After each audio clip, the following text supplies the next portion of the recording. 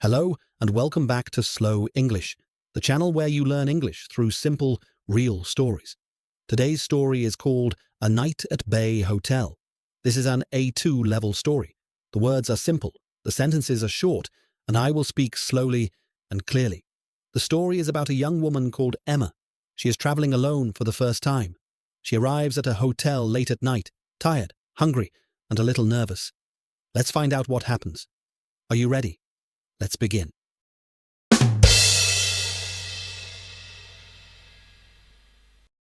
It was 10:30 at night. Emma stepped out of the taxi and looked up. The Bay Hotel was tall and modern, glass and steel, with warm lights glowing on every floor. A red and gold sign above the entrance said Bay Hotel. Two large potted plants stood on either side of the revolving door. Emma pulled her suitcase behind her and walked inside. The lobby was beautiful.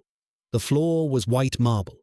There were comfortable sofas in the center and a large vase of white flowers on a round table. Soft music played in the background. A few other guests were sitting with drinks, talking quietly. Emma took a deep breath. She was tired.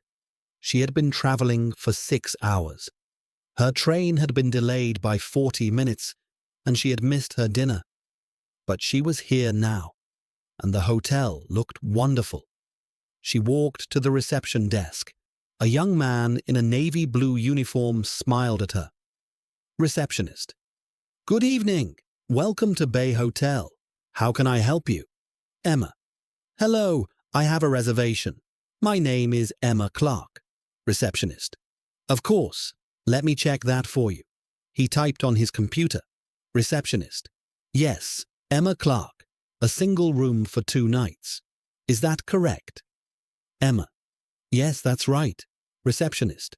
Perfect. Can I see your ID, please? A passport or driving license? Emma. Of course.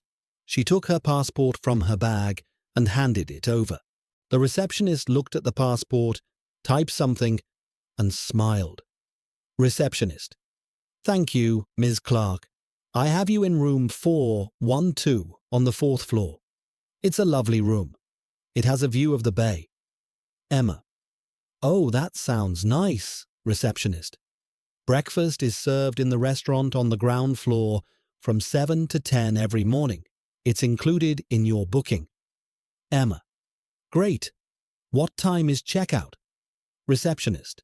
Checkout is at 11 o'clock, but if you need a late checkout, just let us know and we'll do our best to help. Emma. Thank you. Actually, I have one more question. Is the restaurant still open? I haven't eaten since lunch. The receptionist looked at the clock on the wall. Receptionist. The main restaurant closed at 10, I'm afraid, but our room service menu is available until midnight. You can order from your room. Emma. Perfect. Thank you so much. Receptionist. Of course. Here is your key card. He placed a small white card on the desk. The lifts are just behind you, on the left. Is there anything else I can help you with? Emma. No, I think that's everything. Thank you. Receptionist. Enjoy your stay, Miss Clark. Have a good night. Emma picked up the key card and her suitcase and walked toward the lifts. The lift opened on the 4th floor. Emma walked down a quiet, carpeted corridor, reading the room numbers. 408, 410, 412. She stopped. She tapped the key card against the door. A small green light appeared and the door clicked open. She pushed it open and stepped inside. The room was lovely. It was not very big, but it was clean and comfortable. There was a large bed with crisp white pillows and a soft grey blanket. A wooden desk sat beneath the window. A flat-screen television was mounted on the wall. Emma walked to the window and pulled back the curtain. Outside, she could see the bay. The water was dark and calm, and the lights of the city reflected on the surface like small stars. A few boats were moored quietly in the distance. "Oh, wow," she said softly. She stood at the window for a moment, just looking. Then her stomach made a noise. She laughed at herself. She needed to eat. She sat on the edge of the bed and picked up the room service menu from the bedside table. It was a small, laminated card. She read through it carefully. There was a club sandwich, a bowl of pasta, a cheese pizza, and a bowl of soup.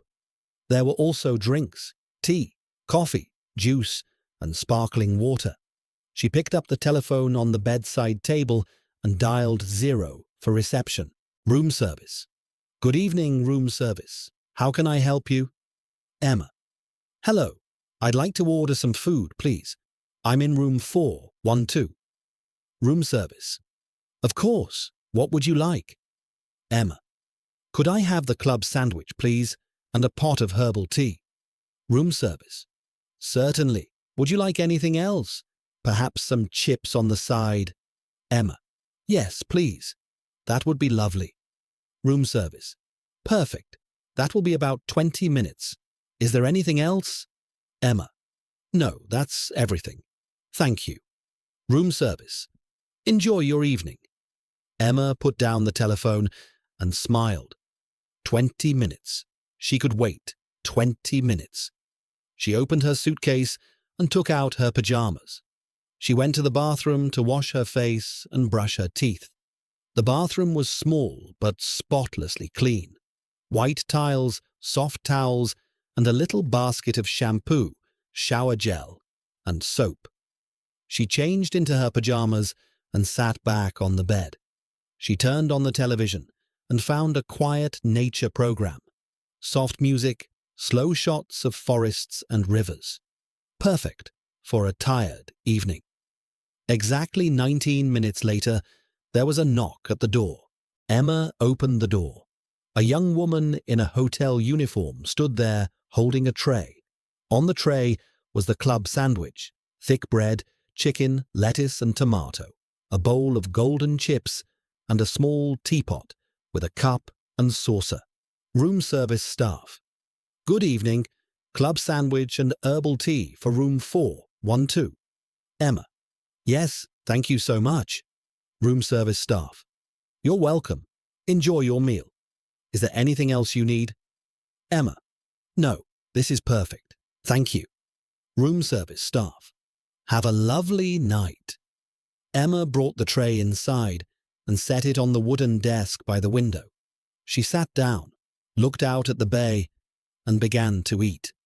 The sandwich was delicious. The bread was fresh, the chicken was tender, and the chips were warm and crispy. She poured herself a cup of herbal tea and held it in both hands. Outside, the bay was still and quiet. A light rain had started, and the drops ran slowly down the glass. Emma ate slowly and peacefully. No rush, no noise, just the sound of the rain and the quiet music from the television. She thought about the day, the long train journey, the delayed train, the hunger, the tiredness. And now this. A warm room, a good meal, a beautiful view. Sometimes, she thought, traveling alone was the best thing in the world.